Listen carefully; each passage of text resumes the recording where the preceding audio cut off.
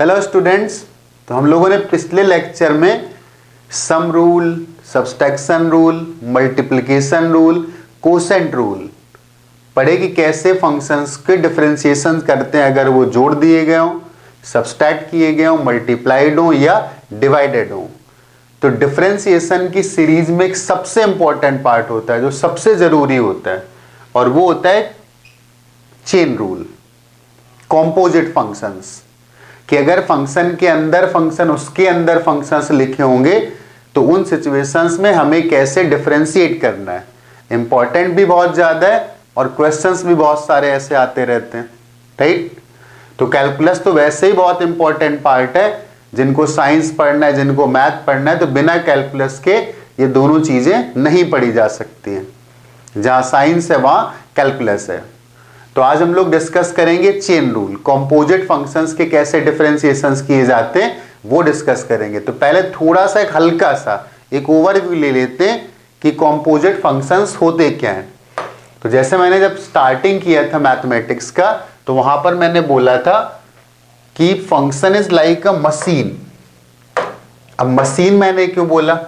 Machine का मतलब होता है कि मशीन को कुछ रॉ मटेरियल मतलब इनपुट दिया जाता है, फिर मशीन अपना प्रोसेस करती है, फंक्शन करती है और फिर एक हमें आउटपुट देती है। जैसे एक बहुत सिंपल लैंग्वेज बोलता कि हम लोग आटा चक्की जाते हैं तो उसमें क्या डालते हैं? गेहूं, तो क्या निकलता है? आटा निकलता है। तो उसका अपना एक स्पेसिफिक फंक्शन है, या अनाज डालेंगे तो पीस के उसको आटे में कन्वर्ट कर देगा।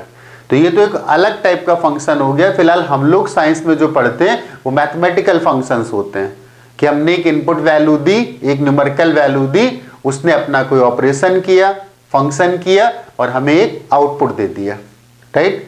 तो function is like a machine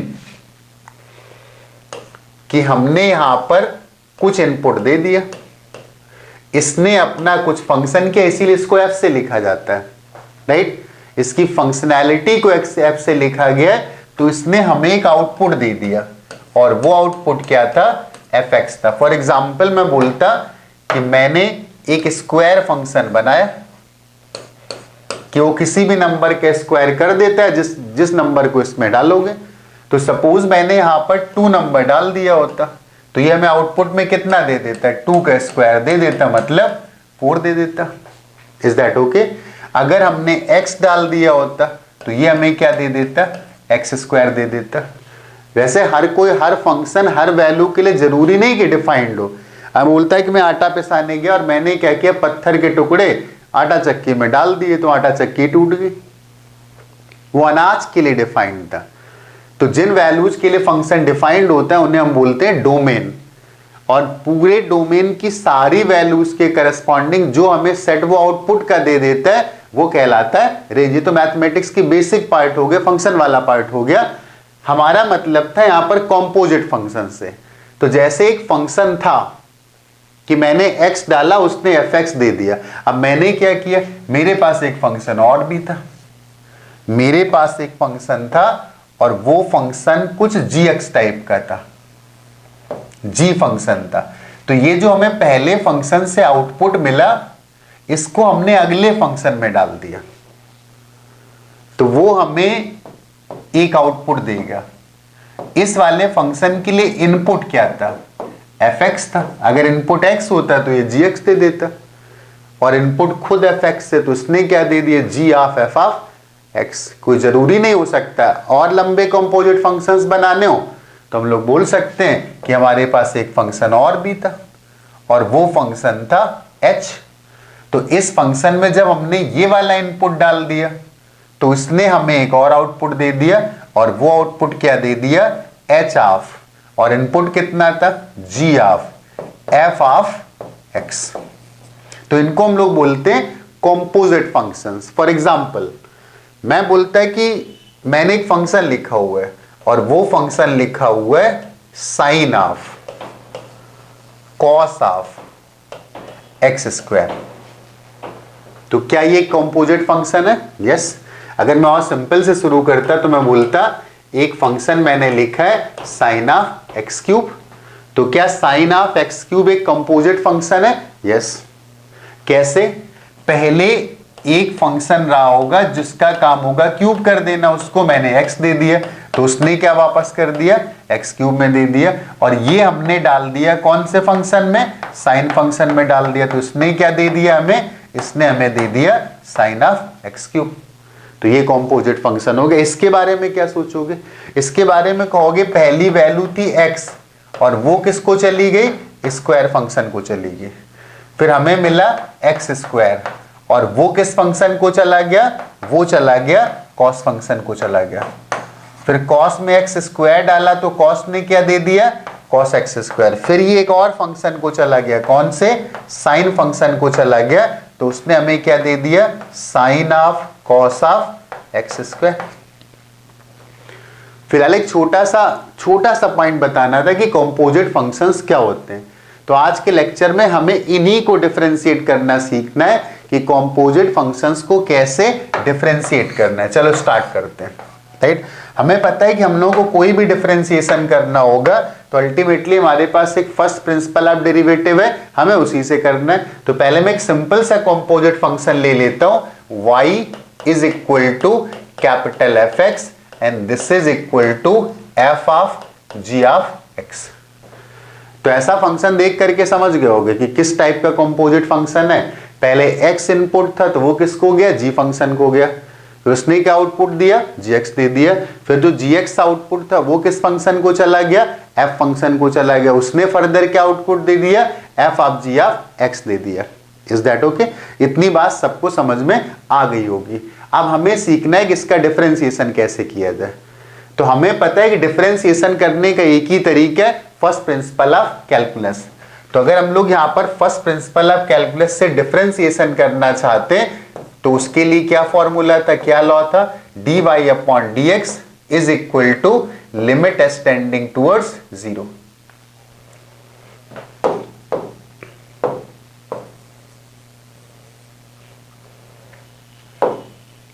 limit s tending towards 0।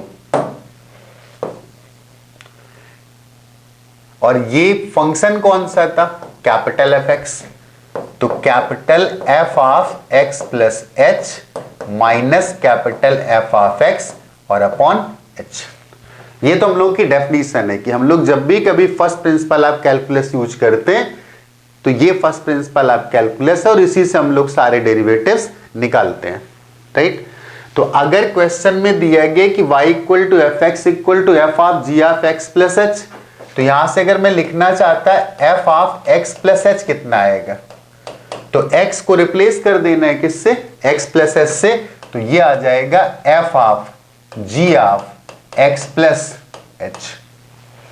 ये दोनों वैल्यूज हम लोग यहां पर पुट कर देते हैं, तो ये आ जाएगा limit s tending towards 0, capital f of x plus H की वैल्यू जो कि f of g of x plus H है वो लिख देते हैं f of g of x plus h minus fx की वैल्यू कितनी, f of g of x upon h। अब हमें थोड़ा सा दिमाग लगाना है कि क्या किया जाए कि इसका एक कुछ डिफरेंशिएशन टाइप का फॉर्म आ जाए। तो यहां पर ऐसा लगा कि हम लोग इस वैल्यू को t लिख दें ताकि ft कुछ ऐसे बन जाए किसी एक वैल्यू को, तो इसको हम लोग लिख देते हैं t। इसको हम लोगों ने सब्स्टिट्यूट कर लिया, हम लोगों ने लिखा t is equal to gx ताकि ये बन जाए ft और ये कोशिश होगी कि ये t प्लस एच बन जाए, लेकिन ये t प्लस एच बन नहीं सकता है। कैसे? अगर हम x में कोई भी चेंज करते हैं तो जरूरी थोड़ा ना आउटपुट वैल्यू में उतना ही चेंज आ जाएगा। मतलब मैं कहना चाह रहा हूं कि g of x plus H ये अगर t प्लस एच बन जाता तो बड़ी इजिली डेरिवेटिव दिख रहा, लेकिन वो तो पॉसिबल है नहीं, क्योंकि हमने x में जो चेंज किया जरूरी थोड़ी ना वही चेंज y में आए। तो क्या फर्क पड़ता है, नहीं आता है तो मत आने दो, तो कोई दूसरा चेंज आएगा। तो मैं लिख देता हूं g of x plus h is equal to t plus h, नहीं तो क्या होगा, फॉर्म तो दिखेगा हमें वो, और वो फॉर्म हमें लाना है। मैंने यहां पर बोला कि h बहुत छोटा था और जब मैंने g फंक्शन के लिए x में एक छोटा सा चेंज किया h का, तो उसकी वैल्यू में भी कोई चेंज हुआ होगा। वो अलग बात है कि उसकी वैल्यू का चेंज h नहीं रहा होगा, कुछ और रहा होगा, तो k मान लिया मैंने। लेकिन अगर h बहुत छोटा और फंक्शन कॉन्टिन्यूअस है तो k भी तो बहुत छोटा होगा। तो यहां से एक बात यहां पर क्लियर है कि if limit of h is tending towards 0, this implies limit of k is also tending towards 0। अगर h बहुत छोटा होगा तो k भी बहुत छोटा होगा। इतनी बात समझ में आती। तो अब हम लोग इसकी वैल्यू को यहां पर पुट कर देते हैं। ये हम लोगों ने सब्स्टिट्यूशंस करें।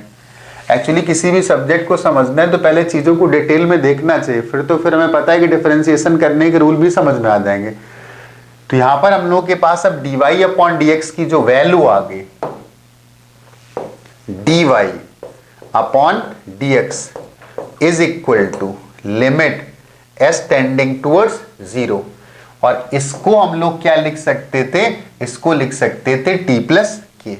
तो this is f of t plus के माइनस, और इसको क्या लिख सकते थे, इसको तो हम लोगों ने माना था t, तो this is f of t।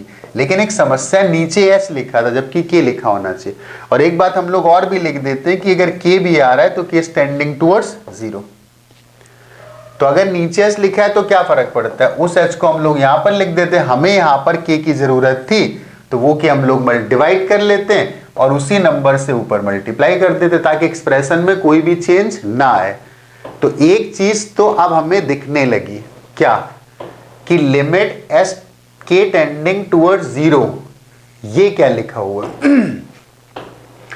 अगर ये f का डेरिवेटिव x के रिस्पेक्ट में लिखा हुआ है तो ये स्मॉल f का डेरिवेटिव लिखा है लेकिन t के रिस्पेक्ट में लिखा हुआ है, तो एक फॉर्म तो हमें दिखाई देगा। अब समस्या ये थी कि इसका क्या किया जाए। तो अगर हम लोग इस वाले एक्सप्रेशन में इस वाले एक्सप्रेशन को घटा दें, यहां पर हम लोगों ने एक्सप्रेशन लिखा था t plus k is equal to g of x plus h, और t की वैल्यू को हम लोगों ने लिखा था gx। तो अगर हम लोग इसमें इसको सब्सट्रैक्ट कर दें तो k की वैल्यू आ जाएगी g of x plus h minus g of x। तो ये gx का डेरिवेटिव फॉर्म आने वाला है, राइट। तो हम लोग फिर यहां से बोल सकते हैं this is limit of h and k both tending towards 0, और this is f of t plus k minus f of t upon k into k की वैल्यू को लिख सकते हैं g of x plus h minus g of x upon h। इसमें h लिखा है तो h की लिमिट भी कितने को जा रही, 0 को। इसमें k लिखा था तो k की लिमिट कितने को जा रही थी, 0 को। लेकिन यहां पर अगर t लिखा हुआ है तो फिर मैं बोल सकता हूं कि this dy upon dx is equal to, ये डेरिवेटिव तो लिखा हुआ है लेकिन किसका, f फंक्शन का, और किसके रिस्पेक्ट में लिखा हुआ है, वो t के रिस्पेक्ट में लिखा हुआ है, राइट। तो मैं बोल सकता हूं कि this is d dt of कितना, f ऑफ t। अगर t की जगह x होता तो d dx ऑफ fx लिख देते हम लोग, बट x की जगह सब जगह t आ गया तो मैं लिख सकता हूं कि d dt ऑफ ft। और ये डेरिवेटिव किसका लिखा हुआ है, ये gx का लिखा हुआ है, तो इसको लिख देते हैं this is d dx of, और ये x के रिस्पेक्ट में लिखा हुआ है gx। तो हम लोगों के पास एक इंपॉर्टेंट रिजल्ट आ गया। हमें जो फंक्शन दिया गया था वो दिया गया था y equal to f of g of x, और इसका जो डेरिवेटिव आ गया dy अपॉन dx। तो पहले मैं इस वाले को लिख लेता हूं, तो this is d dx of gx। पहले तो सबसे पहला अंदर वाला फंक्शन, कंपोजिट फंक्शन में सबसे पहला फंक्शन यही था। इसके बाद उसने लिखा है f का डेरिवेटिव, तो d dt of f of t, d dt of f of t। तो हम लोग यहां से सिंपली कंपोजिट फंक्शंस के डेरिवेटिव कैलकुलेट कर सकते हैं। फॉर एग्जांपल जैसे मैंने एक फंक्शन, बहुत सिंपल सा फंक्शन ले रहा हूं कि मैंने एक फंक्शन लिया y is equal to sine of x cube. तो समझ में आ गया होगा पहला कौन सा फंक्शन था, क्यूब फंक्शन था। x डाला, क्या दिया उसने, एक्स क्यूब। फिर वो एक्स क्यूब कहां डाल दिया, साइन फंक्शन में, तो उसने क्या दे दिया, साइन एफ क्यूब। जो सबसे पहला फंक्शन है सबसे पहले उसी को डिफरेंशिएट करना है। जो सबसे पहला फंक्शन था सबसे पहले हमें उसी को डिफरेंशिएट करना है। तो पहले हम सबसे पहले मतलब सबसे अंदर वाले फंक्शन को डिफरेंशिएट कर लेते हैं, तो वो डिफरेंशिएशन आ जाएगा, हमें निकालना था dy/dx, इसका डिफरेंशिएशन आ जाएगा 3x² इनटू जो हमने gx लिखा था उसको तो t मान लिया था, तो जिसका डिफरेंशिएशन कर चुके हो वो बन गया t, तो ये बन गया ft।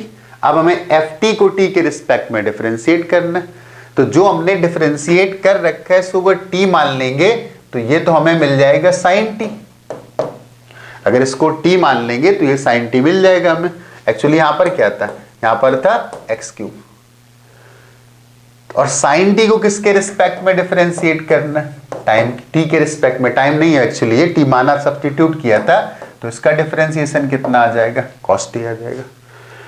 तो इसका डिफरेंशिएशन आ जाएगा कॉस ऑफ टी, और टी खुद कितना था, एक्स क्यूब था। तो ये चेन रूल समझ में आ गया।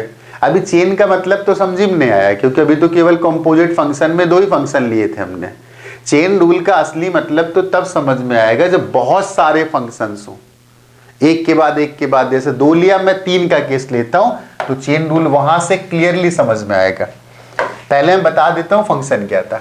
मैंने एक एक्स वैल्यू ली, और ये वाली जो एक्स वैल्यू थी ये इनपुट करा दी, एक फंक्शन था और वो फंक्शन था h, तो उसने हमें आउटपुट में क्या दे दिया, hx।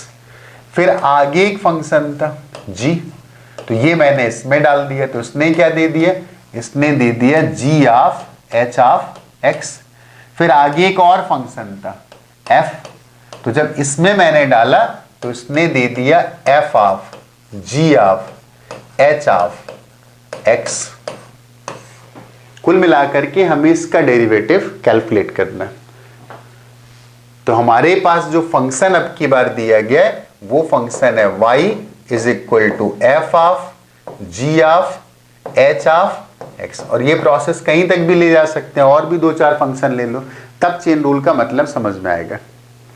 तो ऐसे अब इसको फर्स्ट प्रिंसिपल से हम सीधे हम लोग इसको करना शुरू कर देते हैं। कैसे, हमें निकालना था dy/dx, राइट। तो एक काम हम लोग कर सकते हैं, इसको हम लोग मान लें t, इसको t मान लेते हैं, इसको कुछ और मान लेते हैं, u मान लेते हैं। हमें dy/dx, तो हम लोग 2 सब्स्टिट्यूशन कर लेते हैं, t is equal to hx and g of h of x is equal to u। क्या इतनी बात समझ में आ गई? हमें क्या निकालना, तो हम लोग इस फंक्शन को फिर ऐसे लिख सकते हैं, इस फंक्शन को लिख सकते हैं y is equal to f of u। ऐसे हम लोगों ने लिख लिया, राइट। इसको x के रिस्पेक्ट में डिफरेंशिएट कर देते हैं, तो dy/dx is equal to d dx of f of u, d dx of f of u। या और भी कोई तरीका हो सकता है। अभी तो सिंपल मैंने u मान लिया, और u की वैल्यू जो लिखी है वो u की value g of h of x लिखी हुई है। ये एक एक करके सब्स्टिट्यूट करते हैं। जो हम लोगों ने अभी तक सॉल्व किया था पहले वो फंक्शंस बना लेते हैं। वो भी एक तरीका होगा कि अगर हम लोगों ने एक रूल डिफाइन कर रखा है तो पहले हम लोग वही रूल मान लेते हैं और सॉल्व करते हैं। तो फिलहाल मैं hx को t मान लेता हूं, hx is equal to t। तो हमारे पास जो फंक्शन आ गया वो y equal to f of g of t आ गया। इसका डिफरेंशिएशन हम लोग कर चुके हैं। तो हम लोग ये, लेकिन यहाँ पर जो वेरिएबल दिख रहा है वो t दिख रहा है, तो हम लोग निकालते हैं dy अपॉन dt। तो dy अपॉन dt कितना आएगा? सबसे पहले जो अंदर फंक्शन था उसको डिफरेंशिएट कर लो और उसी के वेरिएबल के रिस्पेक्ट में, तो d dt of g of t, ये तो अंदर वाले का कर लिया। अब इसको माना होगा हम लोगों ने u, तो इसको अगर u माना होगा तो ये बन गया fu। तो हमें उसको u के रिस्पेक्ट में डिफरेंशिएट करना है, तो d du of f of u, जो भी माना हो उसी के रिस्पेक्ट में हम लोगों ने इसको डिफरेंशिएट कर लिया। और u किसको माना था? हम लोगों ने u माना था this is g of t और t माना था hx, तो ये हो जाएगा g of h of x, right. तो इतनी बात तो समझ में आ गई कि एक फंक्शन था उसको हम लोगों ने, fu फंक्शन था उसको u के रिस्पेक्ट में डिफरेंशिएट कर लिया। अब इसमें फिर आते हैं, राइट, और ये फंक्शन था gt और इसको हमें t के रिस्पेक्ट में डिफरेंशिएट करना था, लेकिन यहां पर हमें अभी तक dy अपॉन dx नहीं मिला है। हमें dy अपॉन dx की जरूरत थी, लेकिन मिला क्या? हमें मिला है dy अपॉन dt। तो हमें इन चीजों को भी और एडजस्ट करना होगा। इसका तो फर्क नहीं पड़ा, ये निकल आएगा ये निकल आएगा, लेकिन जरूरत dy अपॉन dt की नहीं थी, जरूरत तो थी dy अपॉन dx की। तो हम लोग इसको फिर उसी तरीके से डिफरेंशिएट करते हैं, dy upon dt is equal to d dt of g of t, और इनटू ये काम तो हम लोग का पूरा हो चुका है, d du of f of u। Is that okay? तो यहां से dt कैंसिल कर देते हैं और dx से दोनों साइड पर डिवाइड कर देते हैं, तो dy upon dx is equal to d dx of g of t into d du of f of u। अब x के रिस्पेक्ट में करना है तो इसको भी इसके x के रिस्पेक्ट में लिखते हैं। तो अगर इसको हम लोग x के रिस्पेक्ट में लिखते हैं तो यहां पर हमें t की वैल्यू लिखनी होगी, तो d dx of g of, और t हम लोगों ने कितना माना था? जो t हम लोगों ने माना था वो माना था hx, तो इसको लिख देते hx, g of h of x into d du of f of u। अब ये फिर वही प्रॉब्लम बन गई जो हम लोगों ने इसके पहले सॉल्व करी थी कि दो ही फंक्शन थे कंपोजिट फंक्शंस में, तो इसको कैसे डिफरेंशिएट करेंगे? फिर अगर इसको डिफरेंशिएट करना होगा तो dy upon dx is equal to, सबसे अंदर वाला जो फंक्शन है पहले उसको डिफरेंशिएट कर लो और उसको x के रिस्पेक्ट में, तो d dx ऑफ hx। ये तो हम लोगों ने सीखा था कि अंदर वाले फंक्शन को पहले डिफरेंशिएट कर लो, और d du ऑफ fu पहले से लिखा था, राइट। इसके बाद क्या करना था? इसको कुछ मान करके इसको डिफरेंशिएट करना था। एक्चुअली इसका डिफरेंशिएशन हम लोग लिख रहे हैं, तो इसको हम लोगों ने कुछ मान लिया था। hx को क्या माना था चेक करते हैं। hx को हम लोगों ने मान लिया था t, तो hx को अगर हम लोगों ने t मान लिया था, ये वाला जो फंक्शन है, राइट, hx को अगर t माना था तो हमें अब g को डिफरेंशिएट करना है t के रिस्पेक्ट में, तो यहां पर रिजल्ट आ जाएगा d dt of g of t। अब सारे अलग अलग हो गए, अब सबको डिफरेंशिएट किया जा सकता है। अगर ये fu है तो u के रिस्पेक्ट में लिखा हुआ है, तो अगर एक ऑर्डर में लिख देते हैं चेन के फॉर्म में, जो हम लोगों का फंक्शन दिया गया था वो फंक्शन था f of g of h of x। सबसे पहले hx का डिफरेंशिएशन लिखना है, वो ये लिखा हुआ है, तो d dx ऑफ hx। इसके बाद कौन सा फंक्शन था? g फंक्शन था। इसके बाद हम लोग g का लिख देते, लेकिन वो t के फॉर्म में, तो d dt of g t। और इसके बाद आखिरी जो फंक्शन था वो कौन सा था? f फंक्शन था। तो f फंक्शन था, तो f फंक्शन का डेरिवेटिव ये लिखा हुआ है, तो d du of f of u। और डिफरेंशिएट करके हमें सारी वैल्यूज पुट कर देनी जो जो सब्स्टिट्यूशंस हम लोगों ने किए होंगे, राइट। तो जैसे हम लोग यहाँ पर एक एग्जाम्पल सॉल्व करते हैं, इसी फॉर्मूले का इस्तेमाल करते हैं, तो हम लोग एक कॉम्पोजिट फंक्शन लेते हैं और वो composite function suppose y is equal to, हम लोग मान लेते हैं sine of log of x square.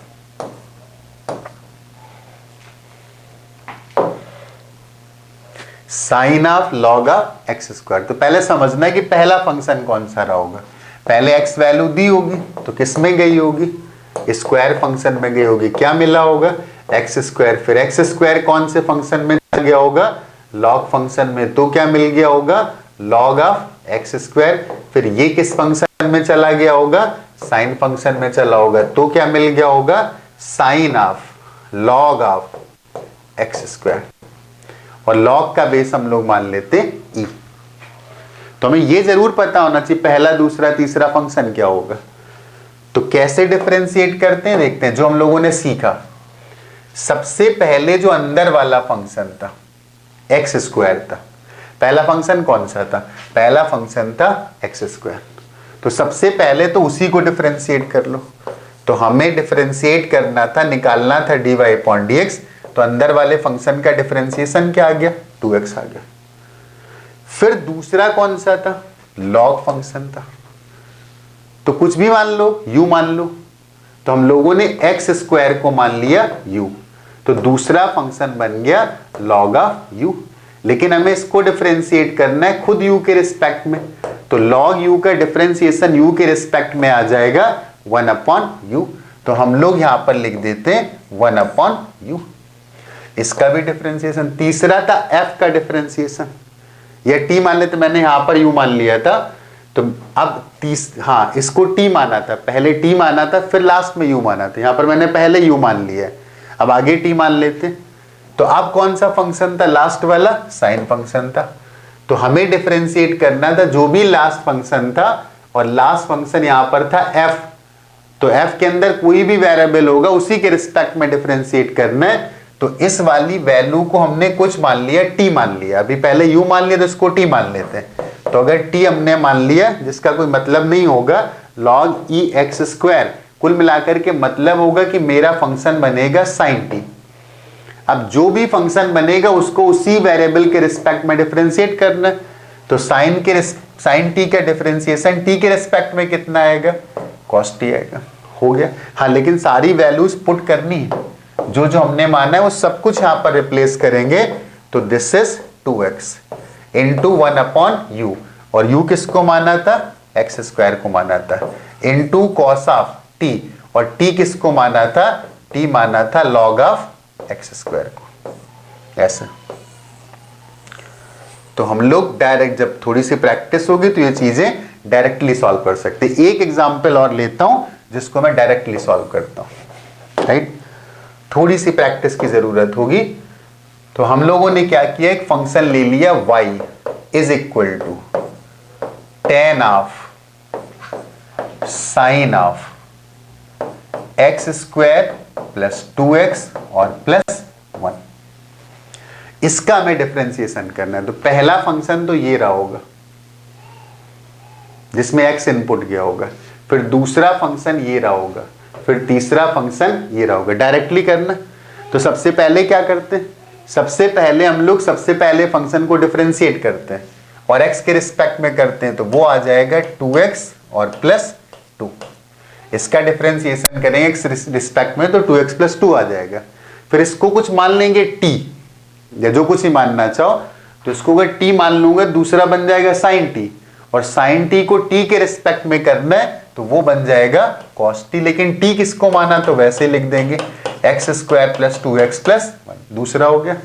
अब तीसरा मतलब tan, तो इसको कुछ मान लेंगे u, इतने पार्ट को, तो tan u बन जाएगा।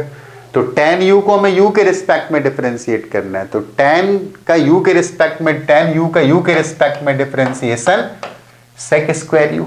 लेकिन u कितना था, जो u की वैल्यू थी वो sine of x square plus 2x और प्लस 1 थी। तो ये हम लोगों का डेरिवेटिव मिल गया डायरेक्टली। तो ये हम लोगों का चेन रूल आ गया।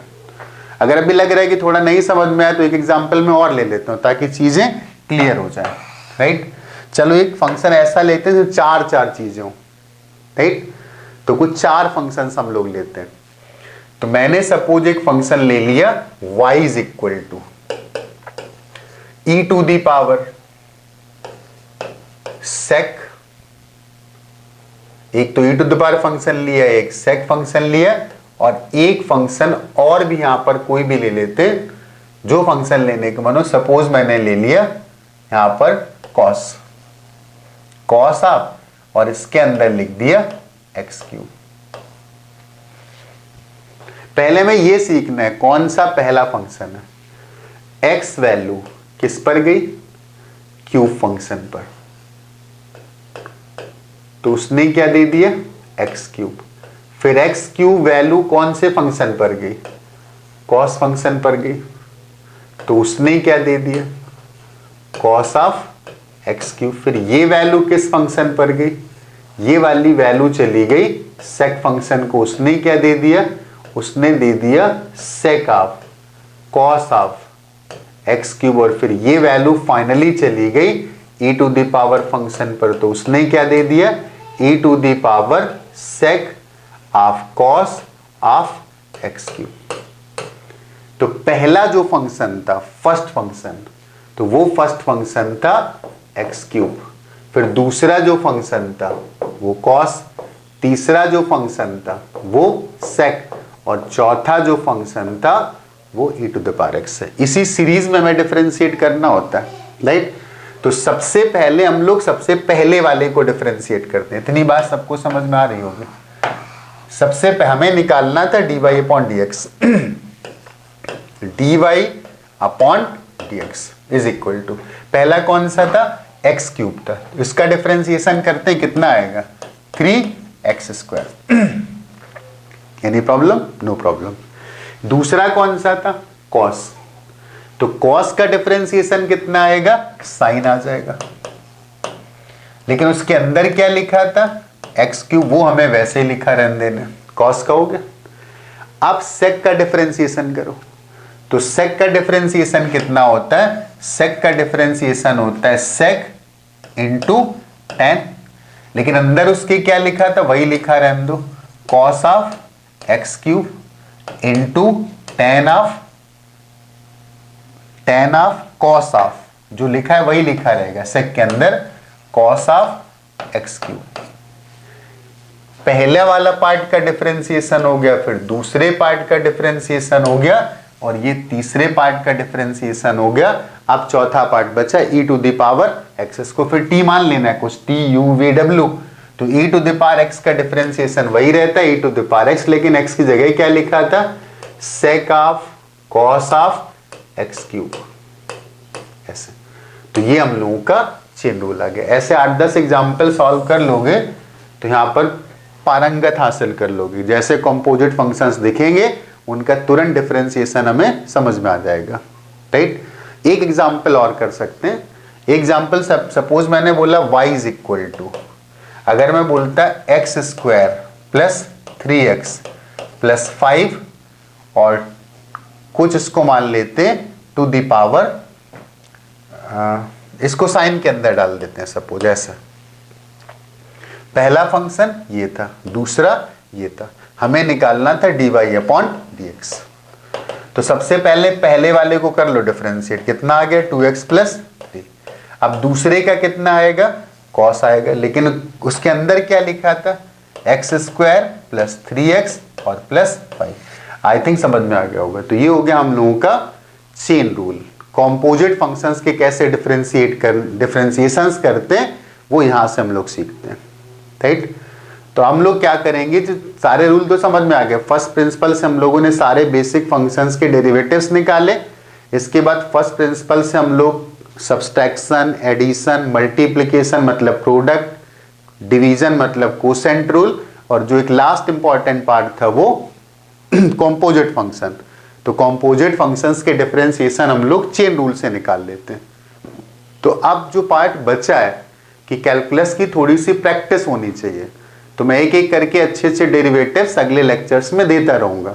तो अगर उनको करते रहोगे तो डिफरेंशिएशन वाला जो पार्ट है वो स्ट्रांग हो जाएगा, और मैंने बोला है कि आगे की हायर साइंस स्टडीज हो, मैथ की स्टडीज हो, वहां पर डेरिवेटिव्स बहुत इंपॉर्टेंट होते हैं, राइट। जिसको डेरिवेशंस अच्छे से आते हैं, जो डेरिवेटिव्स अच्छे से निकाल लेते हैं, डिफरेंशिएशन कर लेते हैं, उनको खासकर फिजिक्स में बहुत कम प्रॉब्लम आती है। तो जिनका डिफरेंशिएशन और इंटीग्रेशन का पार्ट वीक होता है, उनको सबसे ज्यादा सफर करना पड़ता है फिजिक्स जैसे सब्जेक्ट में। बाकी मैथ का पार्ट है तो मैथ में तो सफर करना ही पड़ता है, राइट। तो कोसेंट रूल समझ में आ गया होगा। ओके, मिलते हैं नेक्स्ट चैप्टर में।